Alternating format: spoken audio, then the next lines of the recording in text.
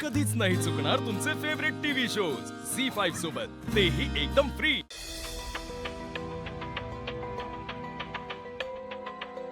चल सूर्या निघूया। तुझं कुठं होतीस तू? किती वेळ झालं शोधतोय तुला? कुठे गेली होतीस? अरे ते मी लेडीज वॉशरूम। तुला काय झालंय? काय सांगू तुला काय झालंय? तू ज्याला लई चांगला माणूस समजतेस ना, तो हाय हुआ नाही। तू तुझ्या डोळ्यानं बघितलं असतंस ना, तर चपलीनं मारलं असतंस त्याला। सूर्या, अरे काय झालं? तुझ्या चेहऱ्यावर इतका राग काय? कोण काही बोललंय का इथे तुला? कोणाशी भांडून आलायस का? ते गावात एक पण ॲम्ब्युलन्स नाही ना, म्हणून राग आला मला। सूर्या, अरे होईल हळूहळू सुरू। तुझ्या अशा चिडण्याने ॲम्ब्युलन्स सुरू होणार आहे का? चल, जास्त विचार करत बसू नको, होईल सगळं छान। विचार तर वेगळाच चाललाय माझ्या डोक्यात तुळजा।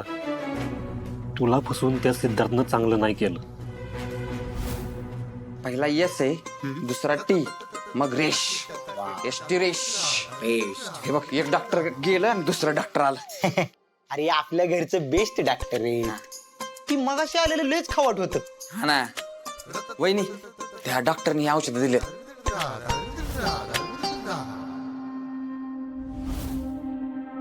हा, औषध तर बरोबर आहेत। उद्यापासून न चुकता त्यांना द्यावी लागणार आहेत। दादा येतो आम्ही आता। जाऊ।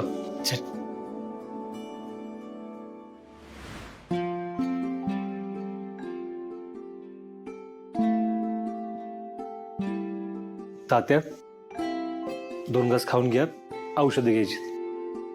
नको रे, तोंडाची पाक चव गेल्या। मला काहीच खायची इच्छा नाही रे आता। काय नाही ऐकणार मी। उठा, चल उठा, खायला लागल, औषधं घ्यायची आपल्याला। या इथं टेकून बस। तात्या मामा, तुम्ही न खाल्ल्याने कसं चालणार आहे?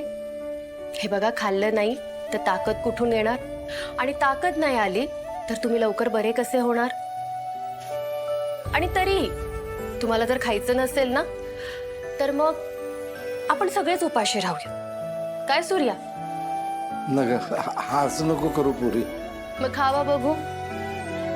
हे बघा, तुम्ही खाल्लं नाही ना तर गोळ्याही घेता येणार नाही, आणि गोळ्या नाही घेतल्या तर तुम्ही बरे पण होणार नाही। तुम्हाला इथेच राहायचंय का? नाही ना? तात्या मामा, आमचा नाही तर किमान राजूचा तरी विचार करा।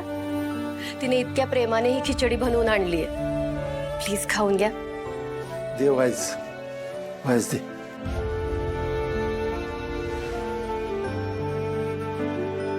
चला आ करा, खायचंय हा पूर्ण।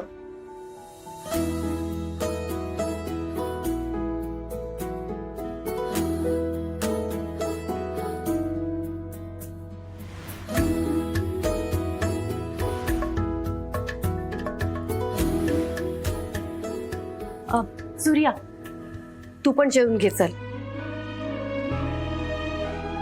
आणि मग तू कधी जेवायचीस? तू आधी जेवून घे, ऍक्च्युली मला भूक नाहीये रे। तू खाल्लं नाही तर ताकद कुठून येणार ग? तरी बी तुला खायचं नसेल ना तर राहू दे। तुला एकटीला कशाला ना त्रास? आपण सगळेच उपाशी राहूया। तुला खायचं नाही ना तर मी पण खाणार नाही। अरे वा, हे चांगलंय। माझी स्टाईल माझ्यावरच का? मग चल, 2 घास खाऊया आपण। चल बस, तिथं आलो।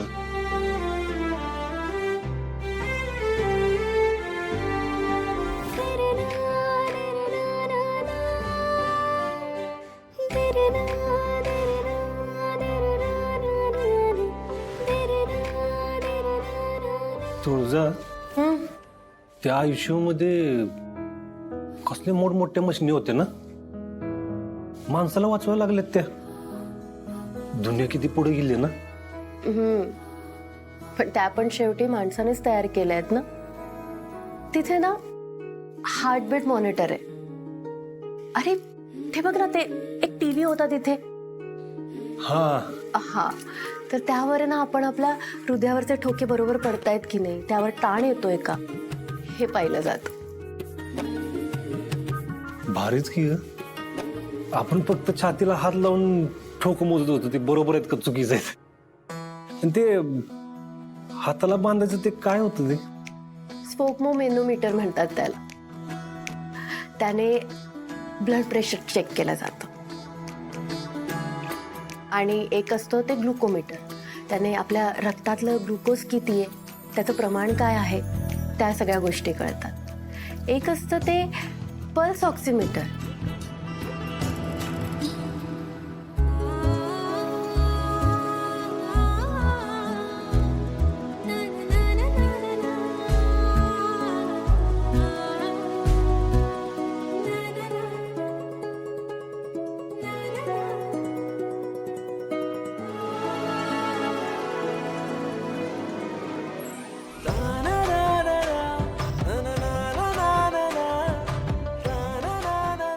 झोपली की आता हिला उठवायला गेलो तर झोप मोडवायची. आणि जरा हल्लो तरी बी जाग येईल. सिद्धार्थ, सिद्धार्थ कुठे आहेस तू? मी वाट बघते.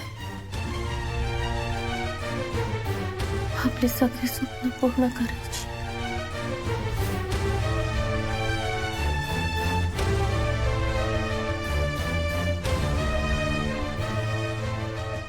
आता ते स्वप्न स्वप्नच राहणार तुळजा. त्यानं तुला फसवलंय हे वास्तव लवकरच कळेल तुला.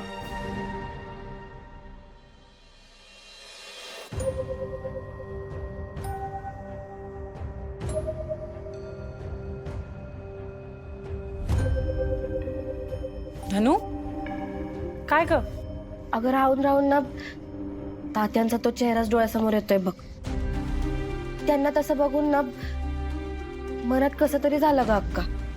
वय ग, माझ्या तर हातापायाला मुंग्याच आलेल्या.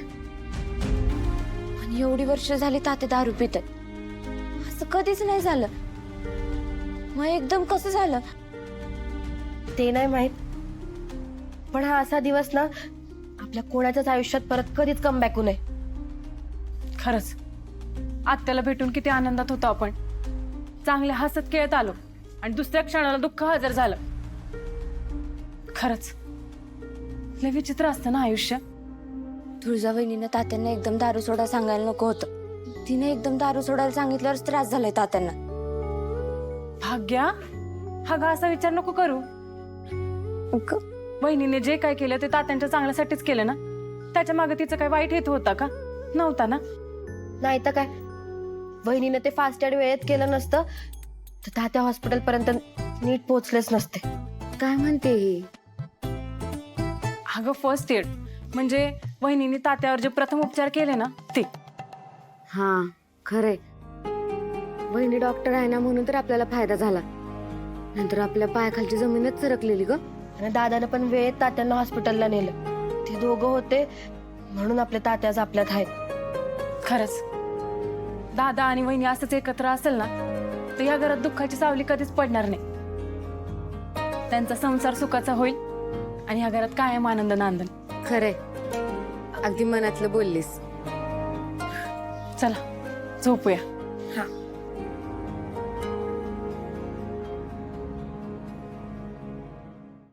झी5 ॲप डाउनलोड करा आणि पहा सर्व एपिसोड्स एकदम फ्री.